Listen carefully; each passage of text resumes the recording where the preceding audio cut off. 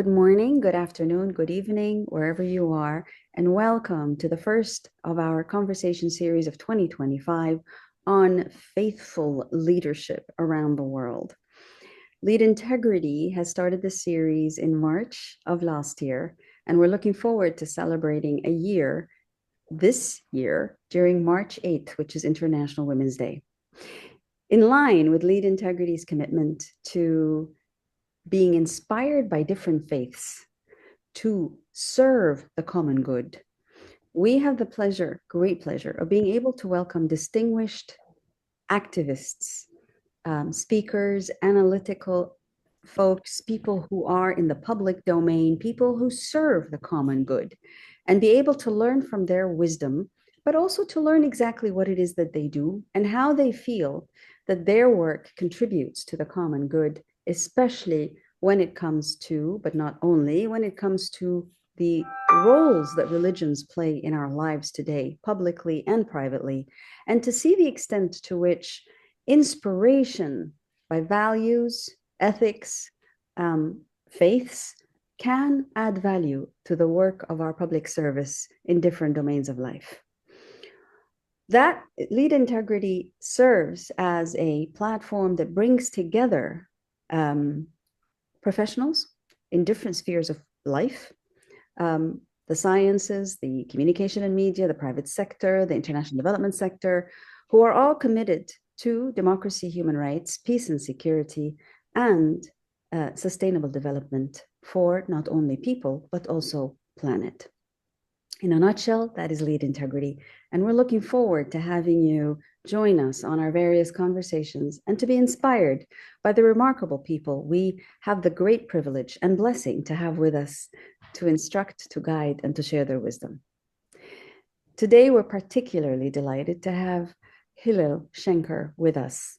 Hillel's biography is known to those of you who have had an opportunity to tune in to this episode before, but also just to share with you, he, in a short sentence, is a remarkable human being, totally committed to peaceful coexistence, but with a pragmatic and realistic vision and analysis, understanding, knowledge of dynamics in the Palestinian-Israeli context and globally.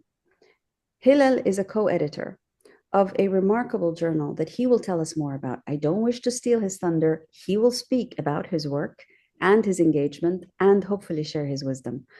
I'm hoping that he will also not only inspire, but perhaps provoke.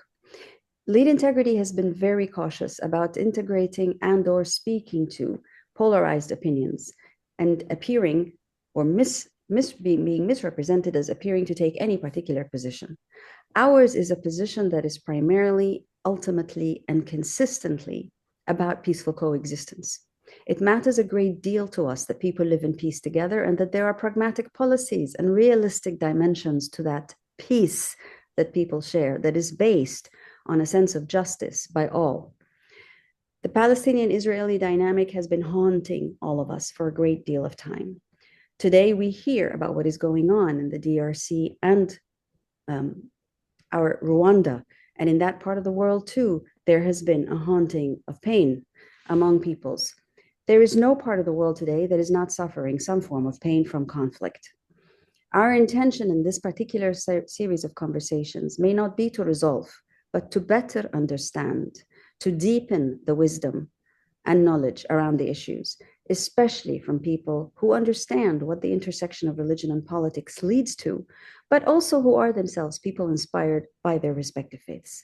And it is therefore with great pleasure and a deep sense of privilege and blessing that we welcome Hillel with us here today. Hillel, thank you so much for making the time to be with us. Thank you, Azza. And I assume that you would like me to describe my journey, I how do. I do. how I We do. got here, Absolutely. how Go I ahead. got here, sitting here right now in Tel Aviv. Well, as you know, I was actually born in New York, and I dreamed of living on a kibbutz in Israel because I considered the kibbutz to be an ideal role model for how society should be organized, a voluntary collective society. And I also was what I consider a member of the 60s generation, the generation that wanted to really believe that we could change the world, that we could make the world a better place. And we felt that the times they were changing, as Bob Dylan said. And so I did do that at the age of 21. I went to a kibbutz where I was, among other things, a shepherd for 3 years, a music teacher. I was a singer-songwriter for a while as well, and a youth leader.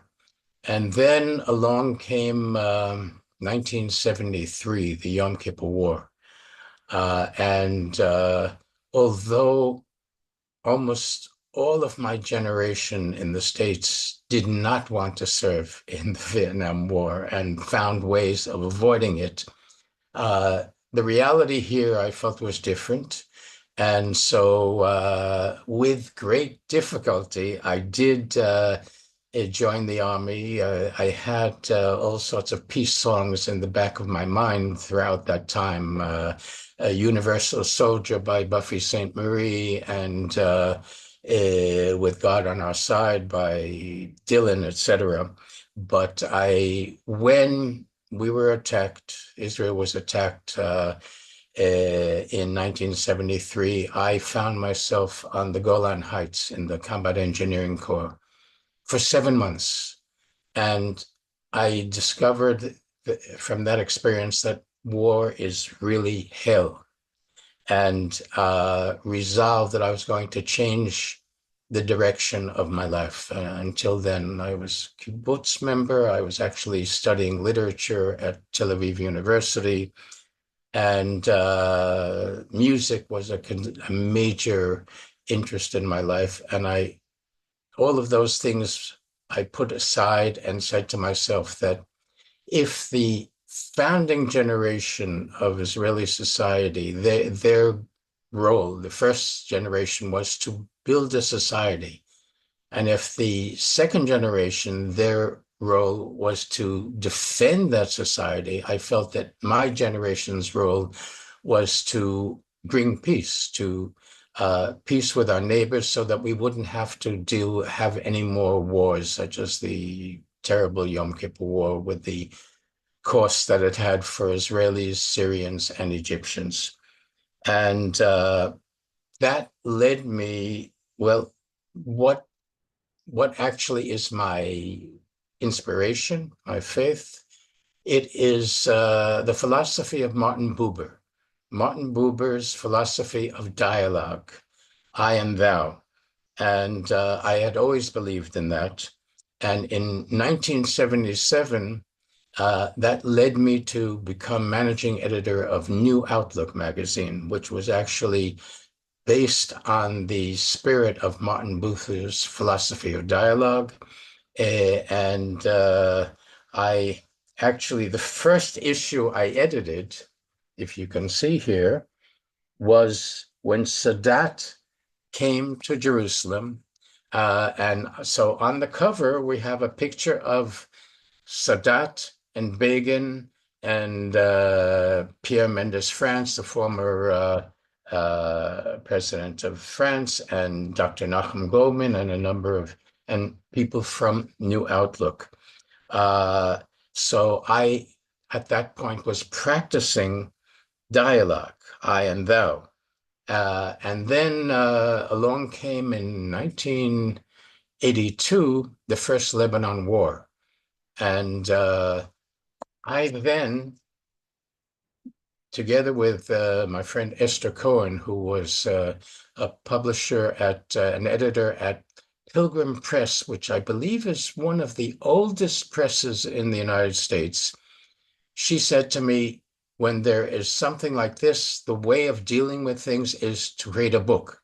So let's do a book. And I edited a book which was called After Lebanon, the Israeli-Palestinian Connection. And what we decided to do on the cover is to bring, of course, Begin and Arafat never met, but they did meet on the cover of our book. So this again was creating dialogue.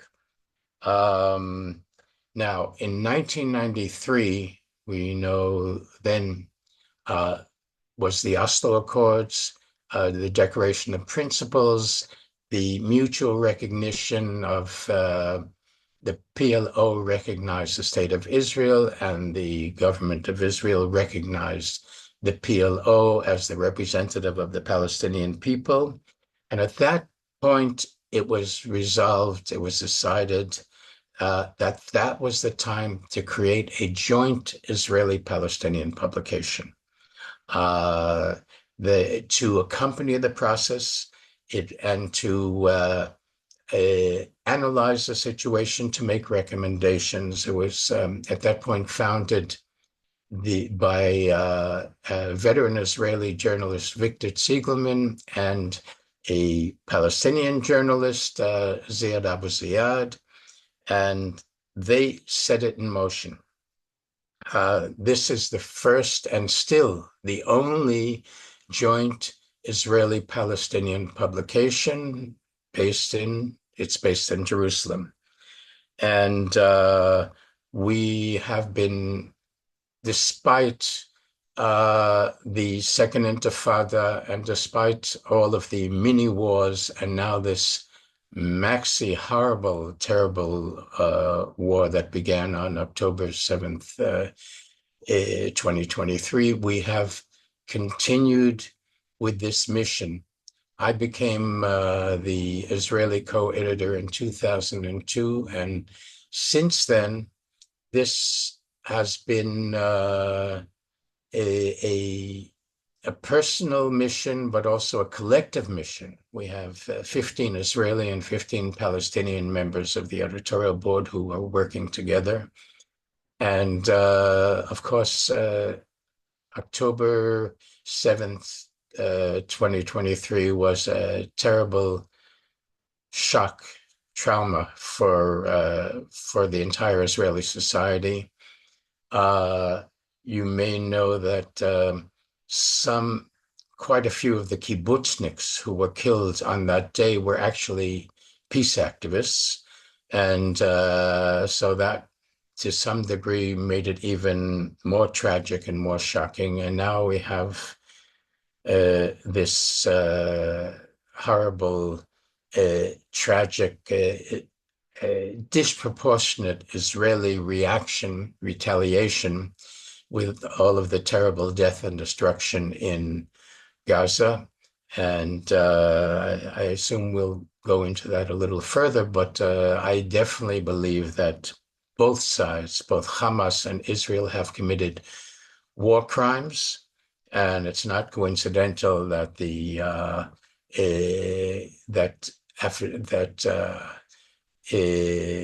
orders for arrest were issued for both the Israeli and the Hamas leaders, because they are both sides guilty of war crimes. I'd just like to add that obviously for us at the Palestinian Israel Journal, this has been a very difficult period, yet we have managed to continue operating.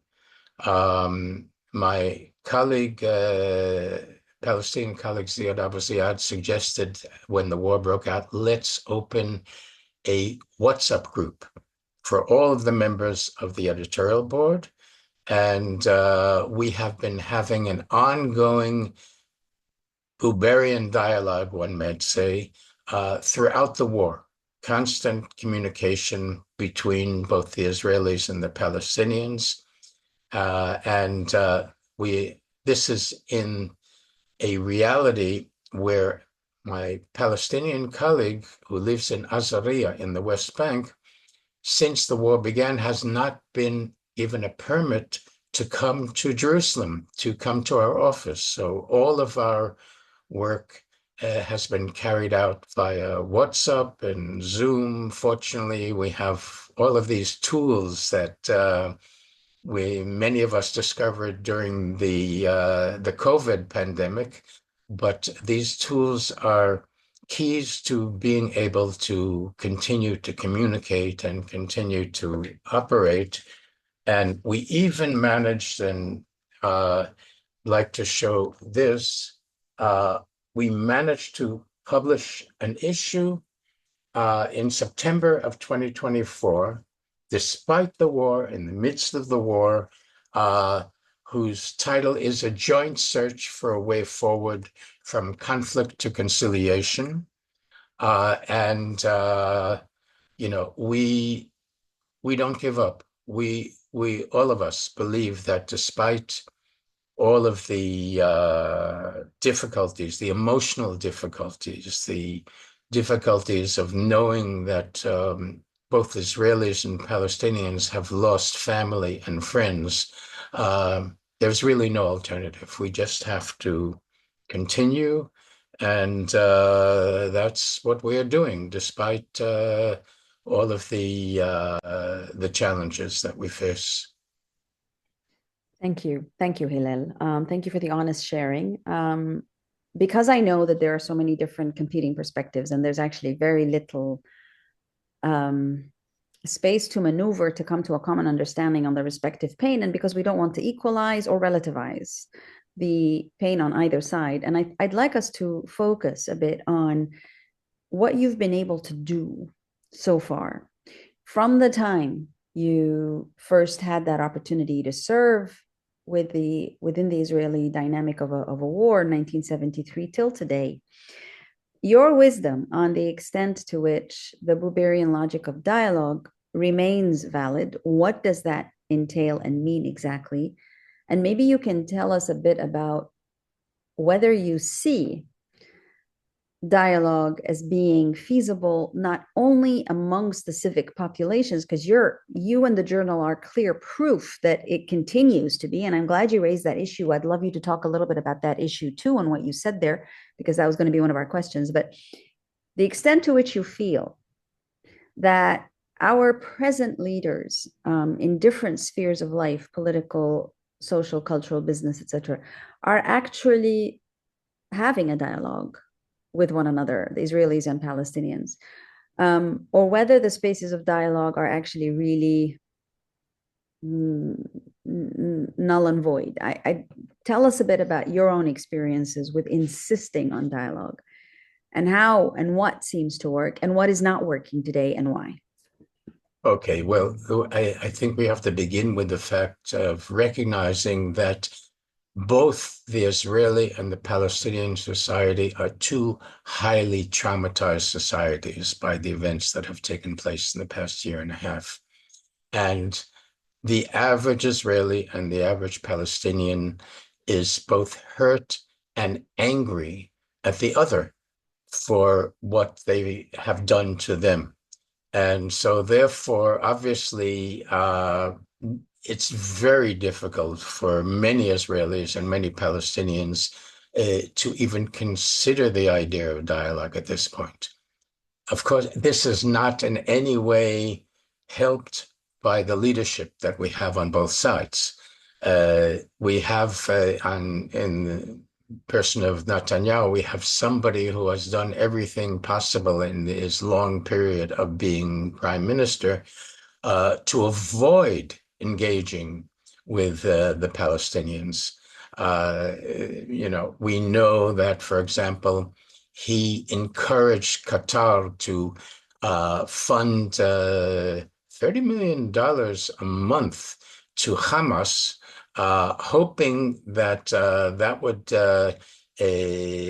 suffice for them to just feel that they can run Gaza and they won't, and to weaken the Palestinian Authority, the PLO, because Hamas is not a member of the PLO, people should know that, which is the address for dialogue. He didn't want to have dialogue. And on the Palestinian side, Hamas also has not really wanted dialogue through most of its history.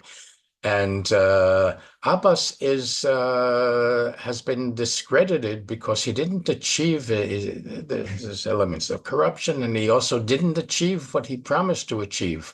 He said, "We will negotiate and we will achieve a Palestinian state. We will end the occupation," and it hasn't happened. And so, therefore, you have leadership on both sides which does not encourage dialogue. And you have two societies which are very skeptical or are not ripe for dialogue at this point. And so therefore it's up to the few, the minority clearly in both societies, Israelis and Palestinians, like myself and my colleagues, we have to insist that despite everything, we are living next to each other. We will always live next to each other. We have to. We can't continue having these constant cycles of wars. We have to engage with each other, and we have to create constituencies in both societies which will be ready to resolve the conflict. And we can only do that by talking to each other, by having dialogue. And I will give you very concrete examples from last week and this week. Last week, there is an initiative called ALMET, Alliance for Middle East Peace, which is a coalition of some 160 peace organizations, Israeli and Palestinian peace organizations, which had not been able to have a physical meeting since October 7th.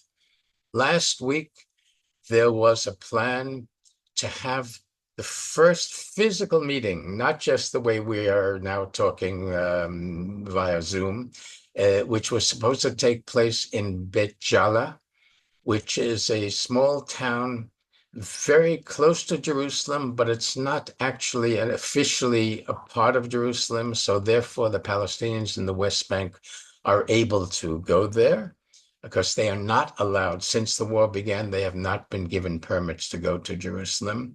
And Israelis have a relatively easy time of getting there as well. And in the end, the meeting did not take place physically because there are so many obstacles to Palestinian movement in the West Bank that it was decided that it wasn't realistic to have the Palestinians coming. Therefore, it had to be held on Zoom. Now, tomorrow, I'm going to Jerusalem to a meeting of all of the Israeli and Palestinian organizations that are working within Jerusalem, on Jerusalem, and it will take place at the beautiful American Colony Hotel. I don't know if any of you have ever been there, but it is considered perhaps the most beautiful small hotel in the Middle East. And there we will talk. We will engage Israelis and Palestinians together. And so our leaders on both sides, unfortunately, are not taking the lead when it comes to dialogue. And so we, civil society, grassroots, have to do it. And, I wanted to two phrases that I think are very important. One phrase that I constantly use is that despair is not an option, that, we have to continue to reach out to each other and to initiate. And then I want to quote also the Palestinian national poet, Mahmoud Darwish, who once said, helplessness is immoral. So we cannot give in. We have to continue, and we are continuing. Thank you. Those are very powerful messages. Hillel, one of the things that the international community as a whole, the United Nations, all these different organizations, regional, international, global civil society, the whole tamasha. One of the things that is being battled with is precisely that you have this, you have a community almost of governments, which are not necessarily making peace and peaceful coexistence within their borders, but also outside of their national borders possible for a variety of reasons, different kinds of interests. So you have this phenomenon of an increasing number of governments, some of them democratically elected, by the way. So they're not all authoritarian governments who came and imposed themselves, but some of them are actually elected by a majority of their voting population. So you have them on the one hand, and then you have civil society, civil rights activists who are scrambling to find the ways and means of being able to secure some kind of a coexistence, and in many cases lacking any sort of endorsement and resources for that. This discrepancy is global. It's not just happening in Israel. It's not just happening. It's happening in the United States. It's happening in Russia. It's happening almost everywhere. There are very few countries today around the world where you can actually say, my goodness, you've got a democratically elected government that is actively seeking peaceful coexistence within and outside of its national boundaries. So given that particular reality that we're all confronting, from your own experiences and wisdoms, especially given your long commitment to the peace and peaceful coexistence space, what would be your advice for civil society actors who are struggling to do what you're trying to do? What kind of hope would you give them? Or what kind of wise advice and strategic advice would you give them? Well, first of all, both civil society, in the final analysis, solutions will depend on a combination of civil society and governments. Mm-hmm. Governments, in the end, are the ones who make the decisions, and it's civil society which can push governments in the direction that we want. And probably the best example of that is Ireland, Northern Ireland. We actually at Palestine Israel Journal did a special issue devoted to the Northern Ireland peace process, the Good Friday Agreement in 1998. What can Israelis and Palestinians learn from the Irish peace process?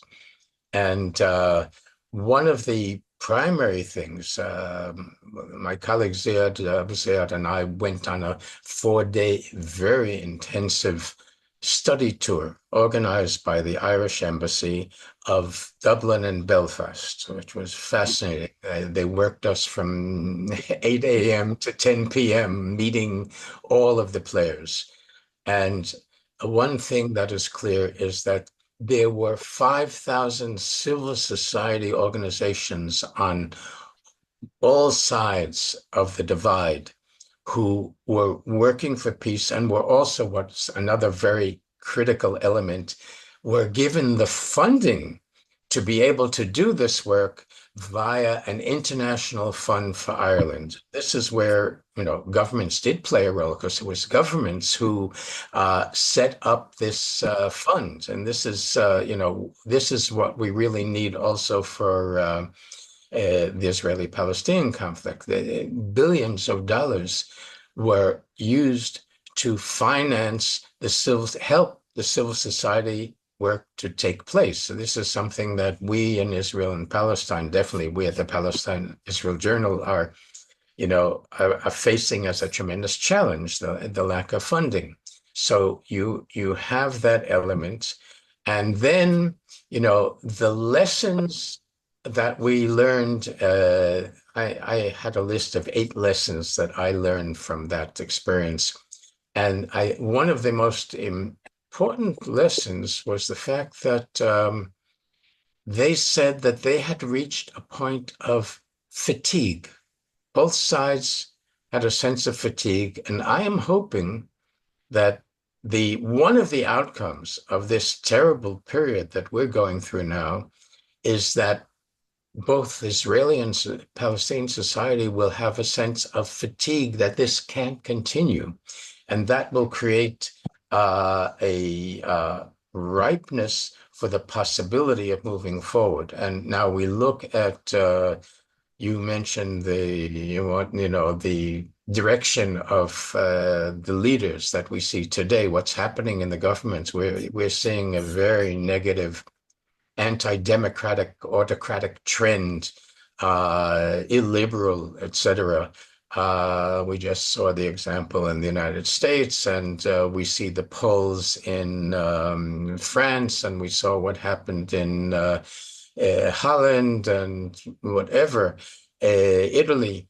Yes, we have that. And yet, there are also some elements that we can work with. For example, one thing that's very important in our situation is the Arab Peace Initiative. In 2002, the Arab League states, which are not paragons of democracy, we know that, uh, and yet the governments uh, initiated an Arab Peace Initiative, as it was called, in 2002. There are 22 Arab states, including Palestine, who are members of the Arab League. And in 2002, they said, we are ready to make peace and have normal relations with Israel, all of us, on condition that the occupation end, that a Palestinian state be established in the West Bank and Gaza with East Jerusalem as its capital, and that there be an agreed upon solution for the refugee problem. Now, that is still out there. And so, although we look at the Saudi Arabian government and we don't see exactly, again, a role model of democracy, but we do see that they are saying we want to have an agreement. We want to have relations with Israel. We are very interested in having an agreement with the United States, but our condition is that there be clear movement, a clear path towards a Palestinian state. So this is something that we in civil society also can work with. In other words, we can try to promote this. And we know, there's so many negative things I can say about Trump. And I am, really, all of my friends in the United States are so, are still trying to recover from the fact that he won again, despite who he is and everything he has done. And yet he dreams of of winning a Nobel Peace Prize. He wants to, after all, his nemesis, Obama, was given a Nobel Peace Prize simply for being not George Bush and for offering promise, but not really doing anything. So he would like to, he'd also love to have that. He claims he's going to be a peacemaker.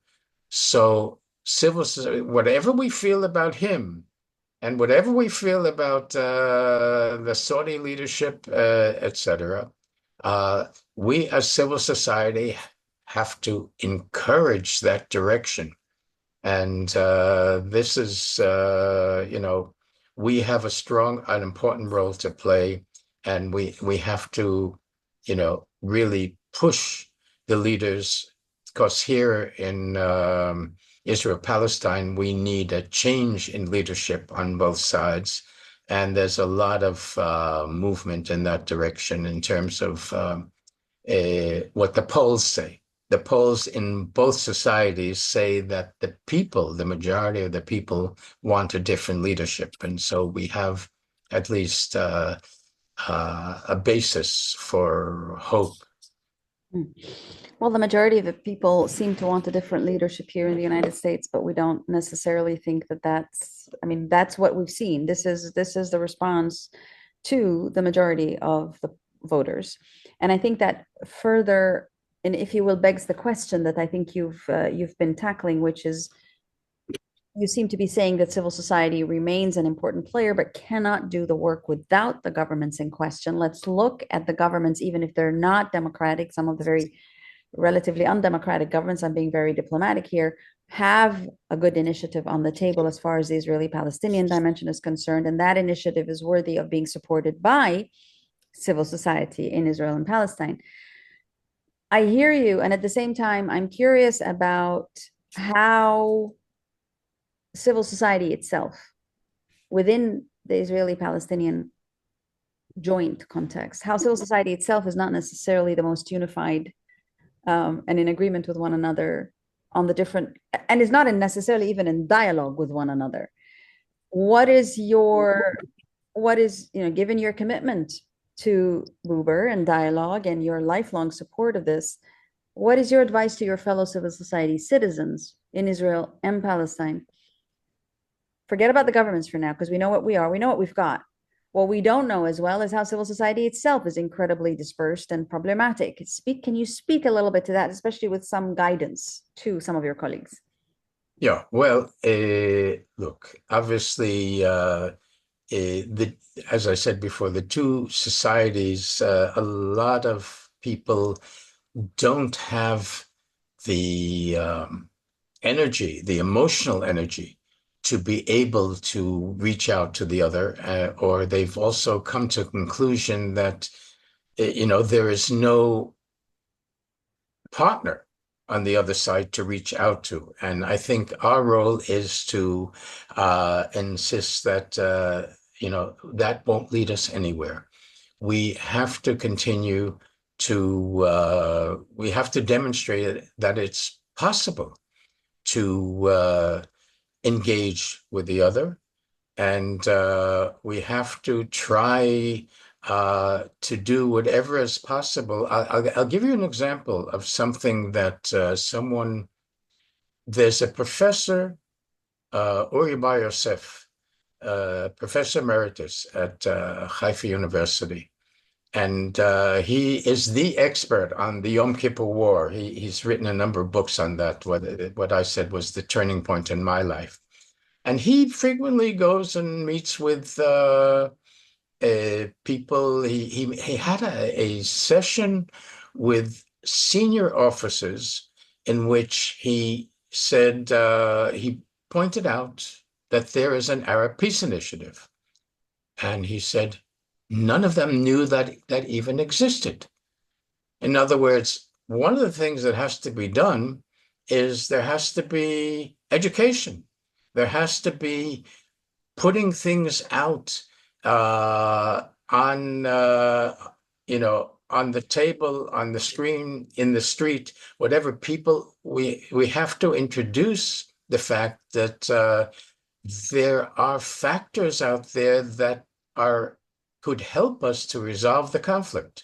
Another example of that is the fact that there is an initiative by former Prime Minister Ehud Olmert, former Israeli Prime Minister Ehud Olmert. He got together with former Palestinian Foreign Minister of the Palestinian Authority, Dr. Nasser al-Kidwa, and they arrived at what I think is a very good proposal for where do we go from here? How do we end the conflict? And how do we build a future constructive Israeli-Palestinian relationship based on two states, which will be cooperating with each other? And most people, again, don't know about that initiative. So here again, there are things that we as civil society can do to educate and to raise these initiatives to the fore. By the way, I saw a question about the role of religion. Yes. Yes, in the chat. Yeah. Yeah. And here I'd like to, my response to that is, unfortunately, until now, the dominant religious factors in the two societies have not helped matters, to put it mildly. In other words, if we look at the original Hamas covenant from 1987, you can't describe it any other way than being an anti-Semitic covenant, which has no place for Israel to be in an existence. And on the Israeli side, unfortunately, the majority of those who define themselves as Orthodox religious also tend to be on the right, they saw the Six-Day War in 1967 as a God-given miracle, which then enables them to realize a vision of greater Israel, meaning the settlements. So the two dominant religious factors in the two societies uh, are very problematic. We can't really rely on them. Uh, there have been, I know, dialogue between more liberal, progressive, peace-orientated Israeli and Palestinian religious authorities. I think that should be encouraged. But I unfortunately, well, also, I will add that internationally, you have factors like, for example, the Pope has made some very, um, very constructive comments. And here, actually, that leads me to the fact that we can't do it on our own.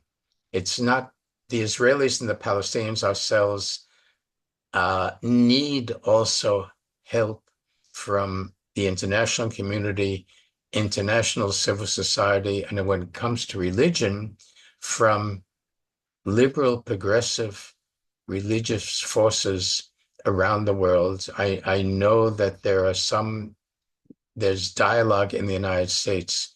There is Jewish-Muslim dialogue. I believe that right now it's in also it's not exactly flourishing, but there is a basis, and uh, you people around the world and religious figures around the world can have a role if just as the Irish diaspora had a major role in enabling the Good Friday Agreement to take place uh, in in 1998, and so uh, the, we need that help. We need that help both in terms of progressive, peace-orientated religious people and in general civil society around the world. I think that's a very good point, Hillel. Thank you so much for raising that. You mentioned the Pope and the very constructive role he's playing through his comments. You then spoke about Muslim-Jewish dialogue abroad, and I think the issue here is that it's Muslims, Christians, and Jews, because the Palestinians are not only Muslim. But it sounds as if, and again, please correct me and contradict me, but it doesn't sound as if the local interfaith dialogues that have been going on for decades within both the Israeli and Palestinian context, it doesn't sound as if they've had much of an impact on the civil society. Now, forget about the government side. We understand the challenges within the governmental context, especially when governments use some of these very right-wing religious discourse to justify their own existence. But so forget about the government for a second. But within the civil society that you speak so powerfully of and to and are very ardent member of, it doesn't sound as if the interfaith Israeli-Palestinian interfaith has had much of an impact, or no, I'm afraid that that's the situation, that it really hasn't had. First of all, it hasn't had much impact on the religious observant members of both societies. I think that's where it's most important that it have impact. So we have had in the past some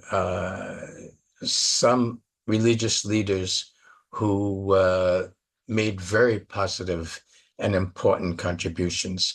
But yes, it's weak. We have also in Israel, we have an organization called Rabbis for Human Rights, which does some very powerful work. I'm not aware of anything quite parallel within Palestinian society. I know that there is a Christian initiative, Palestinian Christian initiative.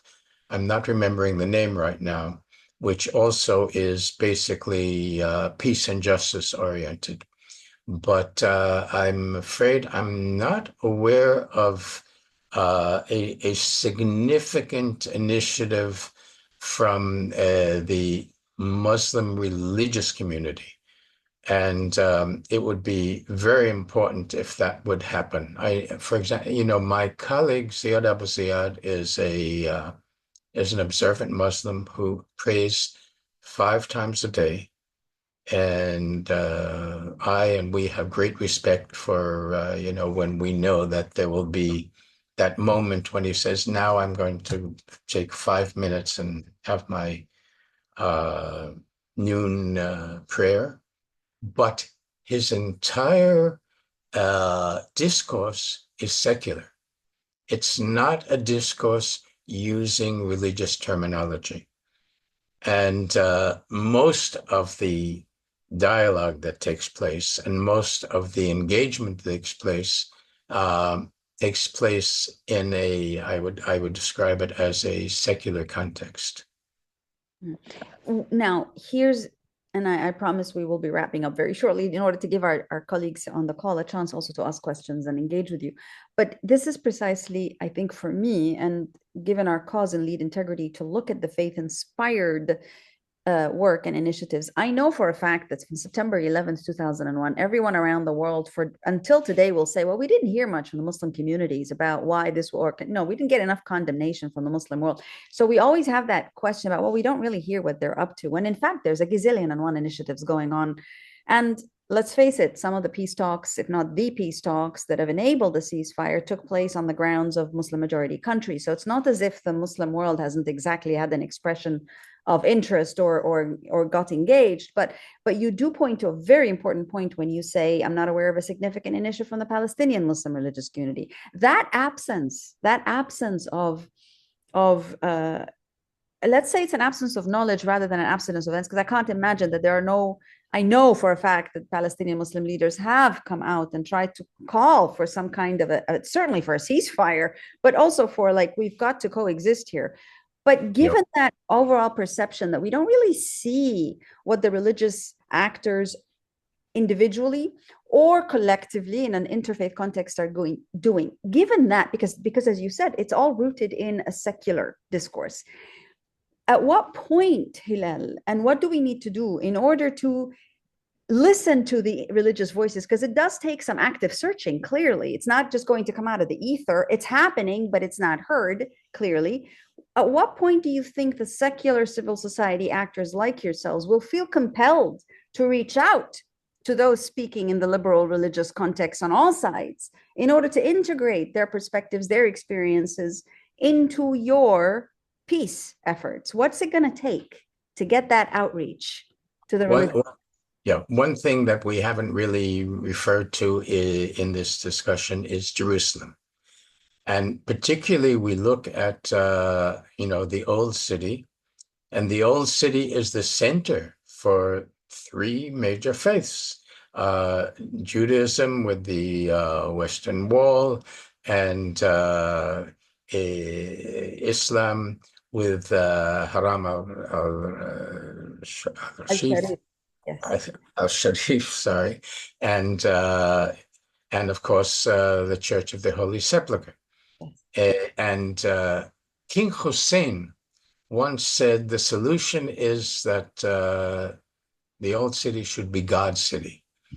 And I think that if we focus on an interfaith dialogue about the future of Jerusalem, given that it is so holy to all three societies, that would be the way, a way to introduce a faith-based approach to resolving the conflict as a whole. Because, I personally, I have a personal utopian vision that I would like to see Tel Aviv be the capital of Israel and Ramallah be the capital of the Palestinian state, and Jerusalem be an international state, the way it was in the original partition plan. It was supposed to be an international city. And I think that if we focus on the interfaith reality of the Old City, of the Temple Mount Haram al-Sharif, that would be the way to introduce the religious element in a very constructive and interactive way. Thank you. I appreciate that. And I think that, to be very honest with you, I'll invite my colleagues who are listening to please raise the question. But to be honest with you, I think that that's kind of passing the buck, Hillel, because at the end of the day, it looks like you already, in the efforts you're not you personally, Annie, but the efforts you're undertaking within the context of this joint editorial. I mean, you're doing joint knowledge, joint wisdom about the whole. And it sounds as if leaving the religious institutions to the interfaith space and the interfaith world is somehow as if you're leaving part of what it is to be in a civic context to the others to take care of, when in fact they obviously haven't done so thus far. Whereas you're actually already doing the coexistence, a significant aspect of the coexistence you're doing already. So do we keep the religious institutions to the religious? Or at what point do we actively engage with the religious, not just for the sake of the religious institutions and the coexistence of religious institutions, but for the sake of our joint common social coexistence? Because the religious institutions are part of the fabric of that society, of both societies, of all societies. So I don't mean to disrespect, but I do mean, I do think at one point we do have to acknowledge that it takes two to tango. It can't just be the religious talking about the religious, but it's got to be the leaders in the secular civic space, like yourselves, who are also integrating, including, inviting, and harvesting that wisdom on all sides in order to realize the coexistence aspect. But having said that, hold on a second. Colleagues on the call, Dr. P.L. De Silva, Michelle Beach, Ms. Nelida. Nelida, I also see your significant other there in the screen, ever so slightly on the... Any questions or comments you would like to raise, please?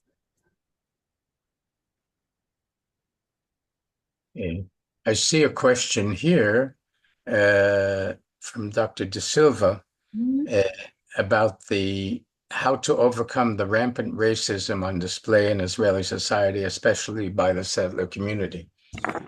Well, no question about it that there is a severe case of racism on the part of, I would still say, a minority within Israeli society, but a very militant minority within Israeli society. The settlers are a minority, and one of Netanyahu's most serious crimes is the amount of power that he gave to the representatives, Ben-Gvir and Smotrich, way beyond their actual strength within Israeli society. And so, first of all, we have to defeat them in terms of we have to, end this government. And now what we're facing now is a very critical crossroads, because we're in the midst of a ceasefire which was agreed upon, which has 3 stages. And if we manage to achieve the 3 stages, that means that all the hostages will be returned in exchange for Palestinian prisoners, and the war will end. And the reconstruction and the post-war, what the Israeli government has refused, Netanyahu has refused to consider any post-war plan. So all of that will be able to begin, but this is a really critical period. We have to get through these 3 stages and to be able to move forward.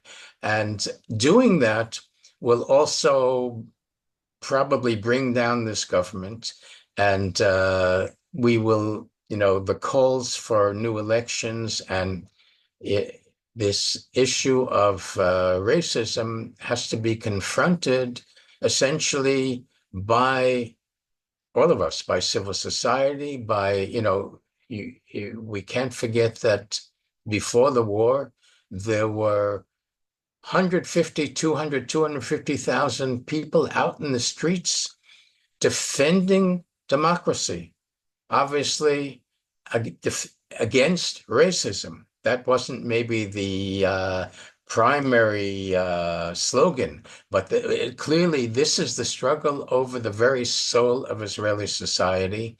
And that's that will continue in earnest as soon as the war ends. If the war continues, we'll all be in a really catastrophic state. Thank you very much, Hillel. And then we have Michelle, who's also asked the question, what type of grassroots efforts in the US would be the most helpful in creating or supporting the dialogue efforts? Is it more individuals? Is it more community organizing, do you think?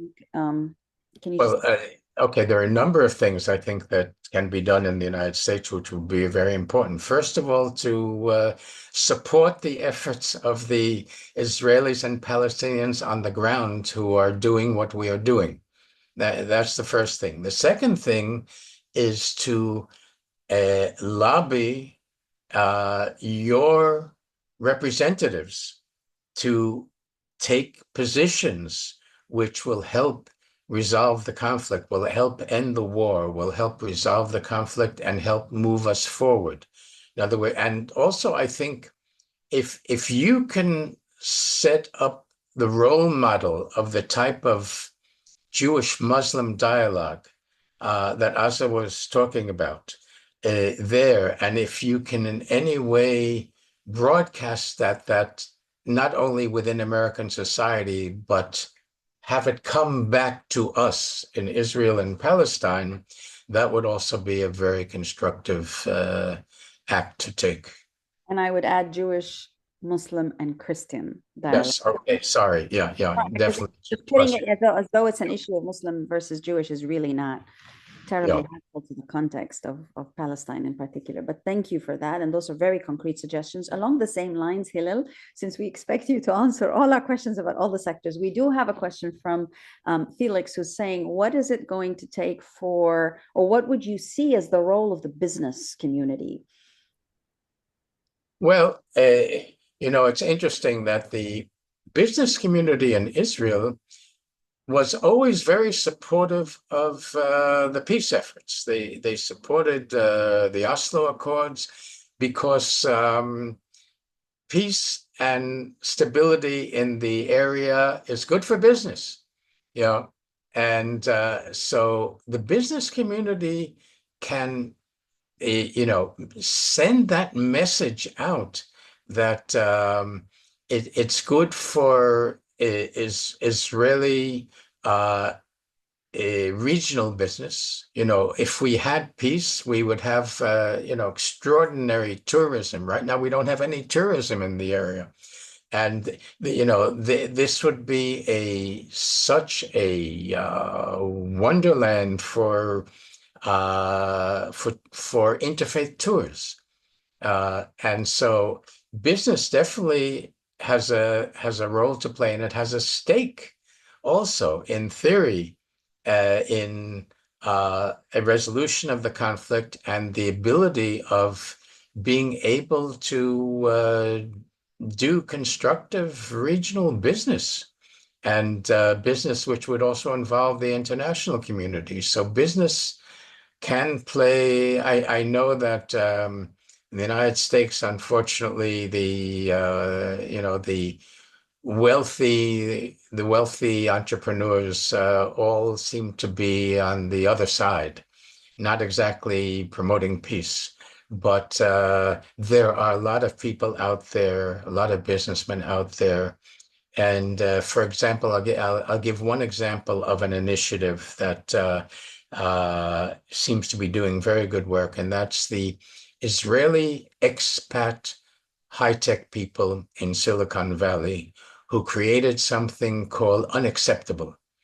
The organization initially it focused on trying to defeat the attempt to undermine the independence of the courts in Israel. And now it is focusing on bring the hostages home, end the war, and to take it a step further to eventually achieve peace between Israel and all of its neighbors. And so there's an example where you have, this is contrary to Elon Musk. This is a very positive initiative. And there's a wonderful song that was created by an Israeli high-tech entrepreneur's singer. It's a very interesting combination. There's a fellow named Yoni Bloch who created a song using and a video using AI, which is called Sof Tov, a good ending. And he says, let's begin with the image of we have peace in the Middle East. And then he shows it all. It's all in the song. It's much more vivid in the video of the song. I recommend that everybody should take a look at it. And he concludes it with the fact that Taylor Swift comes to appear in Tel Aviv for a concert.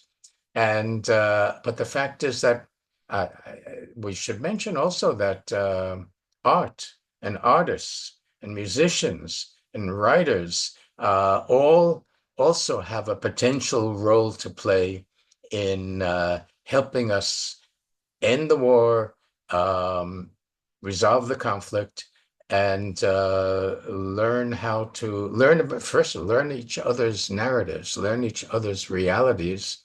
And I mean, that's what we do at the Palestinian Israel Journal. Every issue has a cultural element. And may I read a poem at the end? Because there's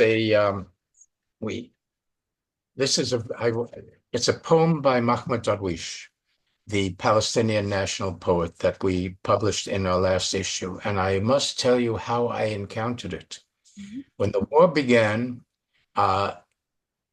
around the corner from my house is Bet Bialik, the Bialik House, which is the home museum of the Israeli national poet. And when the war began, in order to lift the spirits of people who are in the literary world, they decided to have weekly Zooms with a writer or poet to discuss the situation and poems that may have been written now. And I was extremely impressed by the fact that one poet, Elad Zeret, who also is the literary editor of one of the main newspapers, decided to close his presentation, his hour at the national home of the Israeli poet, by reading this poem by the Palestinian national poet. And this is, we're talking about November 2023, right after the war began. And the poem is called Another Day Will Come. Another day will come, a womanly day, diaphanous in metaphor, complete in being, diamond and processional in visitation, sunny, flexible with a light shadow. No one will feel a desire for suicide or for leaving. All things outside the past, natural and real, will be synonyms of their early traits, as if time is slumbering on vacation. Extend your lovely beauty time. Sunbathe in the sun of your silken breasts and wait until the good omen arrives. Later, we will grow older. We have enough time to grow older after this day. Another day will come, a womanly day, song-like in gesture, lapis in greeting and in phrase. All things will be feminine outside the past. Water will flow from rock's bosom. No dust, no drought, no defeat. And a dove will sleep in the afternoon in an abandoned combat tank if it doesn't find a small nest in the lover's bed. Wow. Thank you Yes. very, very, very much. Hillel Schenker, as a woman-led, but by no means women-centric or women-exclusive international management consultancy. Lead Integrity is delighted to have had the pleasure of your wisdom with us for this hour. And we're absolutely thrilled that you chose the Mahmoud Darwish poem and shared with us the context of it, which is equally important. Thank you for that story. And it says a womanly day, and that is exactly what we're looking to see, a womanly day where the feminine can be just as impactful, if not more so, than the current toxicity of the masculine that we are living on a daily basis with.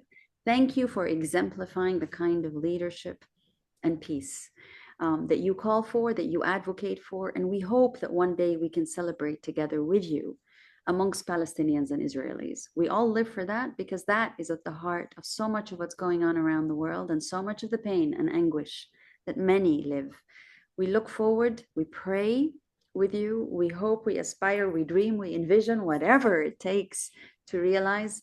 We also hope that your efforts get fruitfully rewarded in that journal, because I believe it is a very important means of reconciliation. I personally would like to thank you from the bottom of my heart on behalf of my colleagues who have listened today, but who will also be listening in the days and months to come to this conversation. Might I please challenge you on one thing, which is perhaps a next issue in which you can bring together the artists, the religious folks themselves, and the secularists to discuss together what it is that a joint peacefulness would look like in that context, so that the voices can be raised simultaneously and not shunted to either side. And I would also like to make a plea, if you don't mind, that you send us the links to folks who wish to access your various journals and the story that you just shared with us in terms of the very successful business endeavor that is helping to put a message forward that is a message of peaceful coexistence rather than kill them all and et cetera, et cetera. So please share that with me in an email so that when I am sharing this episode with our readership, we have an opportunity for them to also tune in and see more of your work, but also see the link to other successful examples that you are recommending for us to be learned from and by. Hillel Schenker, we thank you from the bottom of our hearts. We wish you the very best in your efforts. And we look forward to a day when we will invite you again with your Palestinian counterpart in order to share with us what difference has actually been made by your work in the peace that we are all coexisting within. Thank you, Hillel Schenker. And our recording will end as of now, I hope. Thank you for this opportunity to be able to speak to you and share with you.